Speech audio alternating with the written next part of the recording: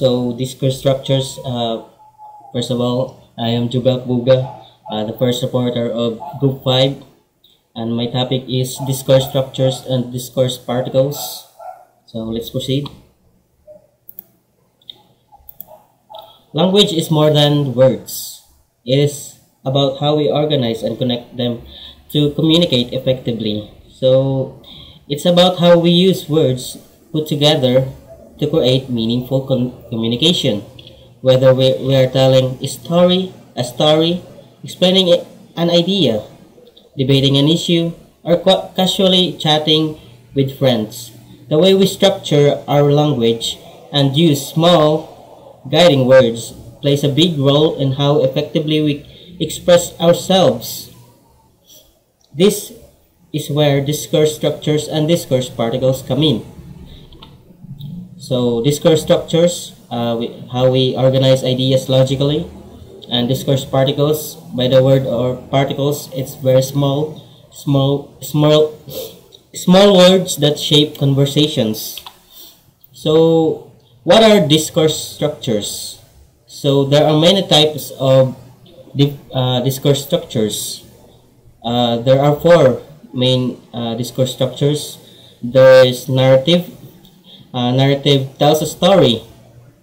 In the beginning with an introduction, then moving into conflict, then resolution, and the other one is expository. It explains or informs, organizing information in a logical way to explain a topic. Third one is argumentative discourse.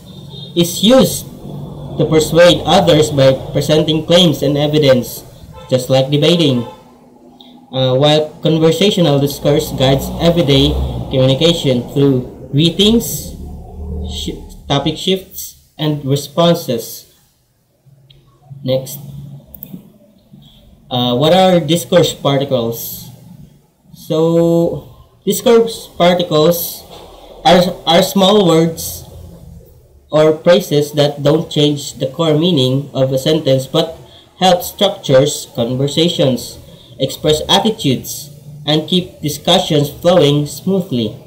These includes words like, example of this is well, shows hesitation, or introduces a new thought. Example of this, I'm saying, well, actually, yes, of course, that is an example of discourse particle. And the other one is actually, it corrects or emphasizes something. They may be correcting someone or emphasizing a point. And anyway, it helps transition back to previous topic. It goes to the main topic, and gives the speaker time to think, engages the listener to engages with the listener or buys thinking time. And why are they important? Discourse structures help us organize thoughts. Discourse particles make speech sounds natural and engaging. Together, they improve communication in daily life. So understanding discourse structures helps us organize and thought clearly, whether in writing or speech. Discourse structures, particles, on the other hand, make conversation feel like natural and engaging. Together, they shape the way we communicate, making interactions more effective and meaningful. And that is all. Thank you, everyone. So good evening, sir. I'm John Lester Racho. I'm the second reporter of Group 5. So my topic is about narrative discourse. So narratives are all about storytelling, whether it's a personal anecdote, a fairy tale, or a novel. They follow a familiar patterns. They're usually an introduction that sets the scene, who's involved, where it happens, and why it matters. Then comes the problem or conflict. The heart of any good story, something happens that shakes things up, forcing the characters to react. Eventually, the conflict is resolved, bringing closure to the story. Sometimes, a final reflection or lesson learned wraps things up, giving the audience something to take away. So there are four pattern to follow on how we make narrative discourse. So first is introductions. It introduced the main character of the story, the relationship, the setting, and the time period.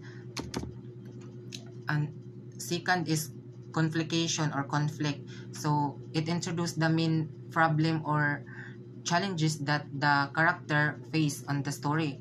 And resolution, this is the climax of the story. When the conflict is resolved, it show how the characters overcome the challenges they face on the complication. So fourth is coda. So coda, it provides a final reflection or moral to the story.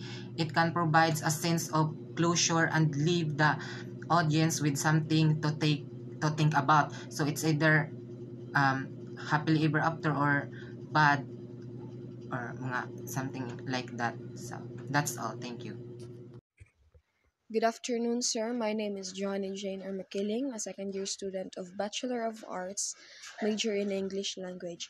So my topic this afternoon is descriptive discourse. So description paints a picture with words. When describing something, the focus is on sensory details, what something looks like, sounds like, feels like, even smells or tastes like.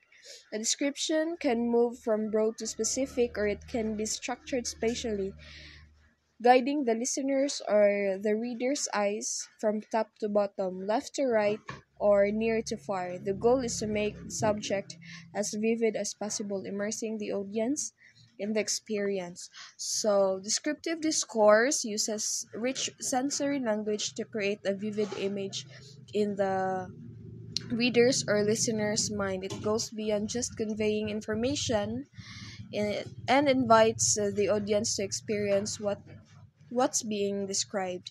So kaning descriptive discourse, kanang murag kanang kuan gyud niya ba describe niya detailed ang story, or ang story kay aron kanang ang listener gani or ang reader kanang mura ganig na experience pud nila kung unsa tong naa sa story. Sila mismo ang naa sa story. So, descriptive writing appeals to the senses, the five senses, which is the sight, sound, touch, taste, and smell. So, mao ni siya. Mao ni siya ang kuan sa descriptive discourse. So, ang example sa sight is the golden sunlight poured through the trees, casting long slanted shadows on the soft green grass. So, kay makita man nato nag-explain gid niyag maayo kung unsa ang naa sa sulod, unsa ato makita. Then sound, the rustling leaves whispered secrets in the breeze, accompanied by the distant call of a lone bird. Next is the touch. The rough bark of the tree scraped against my hand, contrasting with the cool smoothness of the stone bench beneath me. Taste, the sweet, tangy citrus of the freshly cut orange burst on my tongue, a burst of summer in every bite. So smell, the air was thick with the smell of damp earth, the fresh scent of rain on the wind.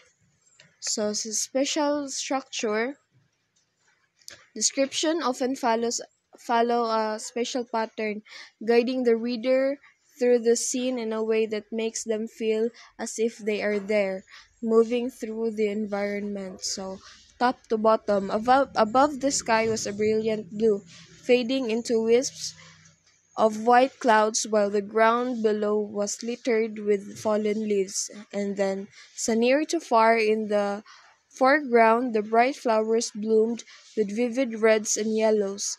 Further out, the dense forest of dark, looming trees stood against the horizon, their silhouettes barely visible in the dimming light. Then, from broad to specific, a description can start with a general overview and then zoom in on specific details that add depth. So, sa broad is the park was peaceful and beautiful, and then sa specific, Children can barefoot Children ran barefoot across the warm, sun-dappled grass, their laughter echoing in the soft evening air. The smell of fresh cut grass mixed with the scent of blooming flowers nearby. So, mao to siya ang descriptive discourse. Thank you. Good evening, sir. I am Mary Sanchez Viginia. I am from Group 5 Reporter. So my report is all about expository discourse and argumentative discourse. So first is expository discourse. So exposition is all about explaining or informing. This type of discourse is common in textbooks, essays, reports, and even everyday conversation where people need to clarify something. The organization depends on the topic. Some explanation work best by laying out causes and effects, while others follow a problem and solution format. Some exposition compare and contrast different ideas, showing how they're similar or different. The key of to effective exposition is to clarify ensuring that complex information is broken down in a way that's easy to follow. So first is expository discourse is the example of this is like textbooks, lectures, and classroom discussion. And for the cause and effect, it is reasons and consequences. It is also this pattern explores the relationship between events, showing how one thing leads to another. So for example, the overuse of antibiotics leads to antibiotic resistance in bacteria, making it harder to treat infections. So that's the example of cause and effect. So next is problem solution. Identifies an issue and proposes solution. It is the pattern focuses on identifying a problem and then offering solutions.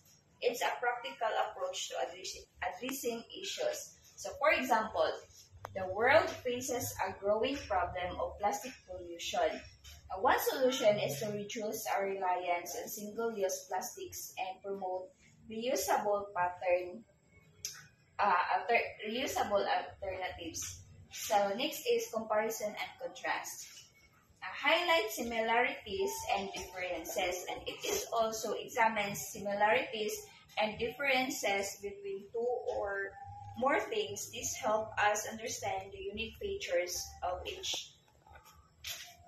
For example, while both dogs and cats are popular pets, they have distinct personalities and care requirements.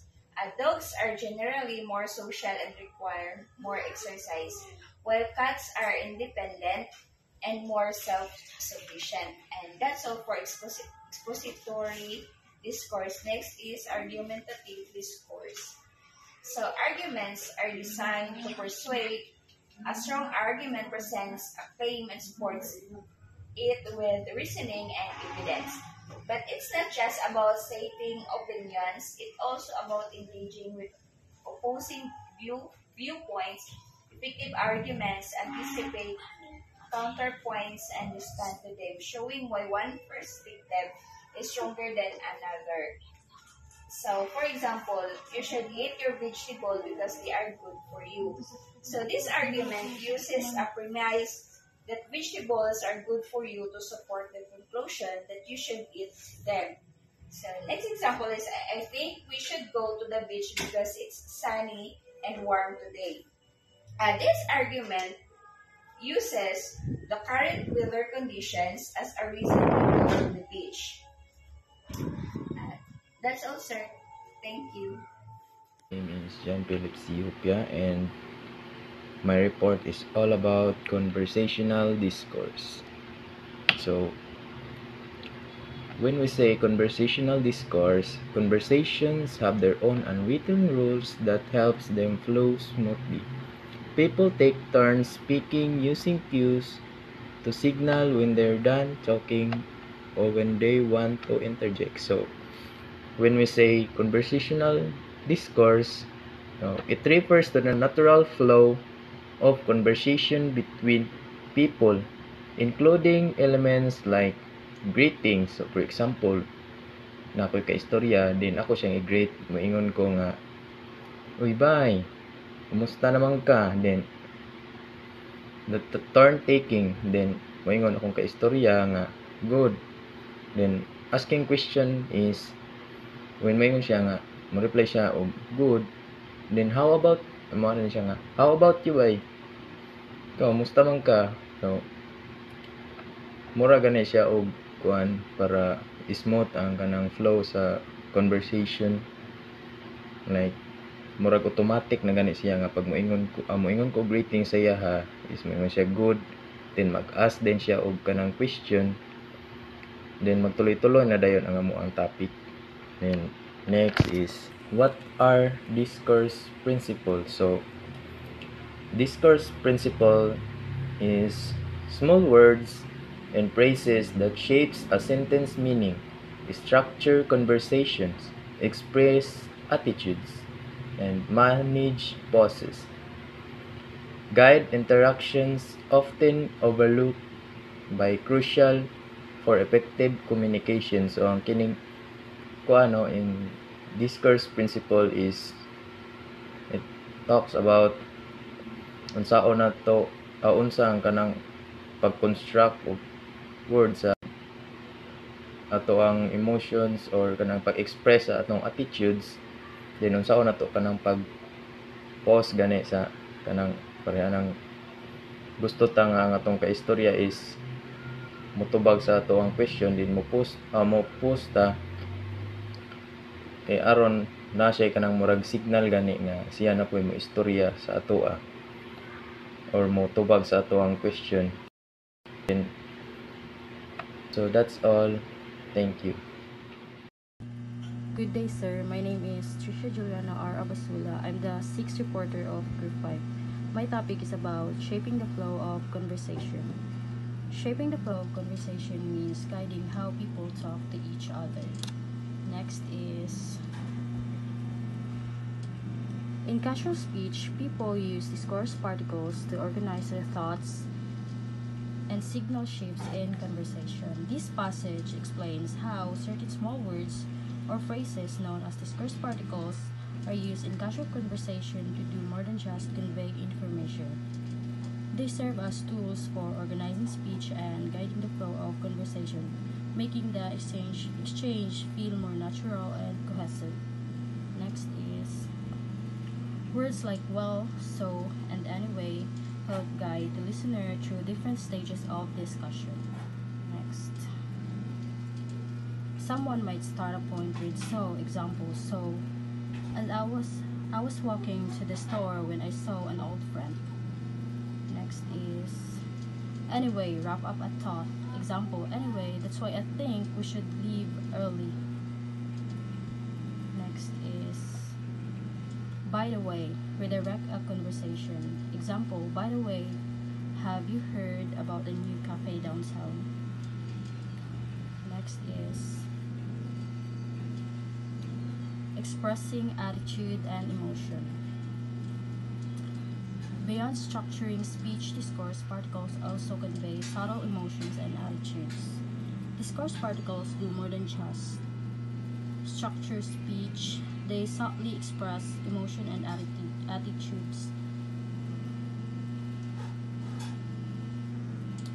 Depending on the context, O can signal surprise, disappointment, or realization, shaping the speaker's intent and the listener's interpretation. Next. So, words like actually can emphasize correction. Example, actually, I think the meeting is tomorrow, not today. You know can make statements feel more inclusive or familiar. Example, this reminds me of our trip last summer. These small words may not carry much meaning on their own, but they help make conversations feel smooth and natural. Thank you. I am Ralph Ryan Salinas Canseco. My topic is all about seeking agreements or confirmation. So in every speech, people often use discord particles to check if the listener is following along or agreeing. Words like "you're right" and "okay" invite confirmation, while phrases like you know, seek shared understanding. This small addition helps keeps conversation interactive. So in discourse particles around the world, English is common. Discourse particles include "well," "like," and "actually." These words are especially common in informal speech and can change the tone and conversation. So in Filipino, we have words like "naman" and function is similar. Similarly, "naman" can soften a statement or add contrast, while is often add emphasis or marks hesitation. So kasi is frequently used to explain reason, to similar to become similar to because in English. So in Japan, discord in Japan, the particular is "ne" is often used to seek agreement or similar to "right" in English. Meanwhile, "yo" adds emphasis, make a statement sounds more arrestive. In German, "that" is a unique discourse, particularly that contradict a negative statement. If someone says, example is you don't example is someone if someone says you don't like coffee, response with "the" means actually I do. Other particles like "even" and "have" and emphasize or indicate inevitability. And that's all. Thank you.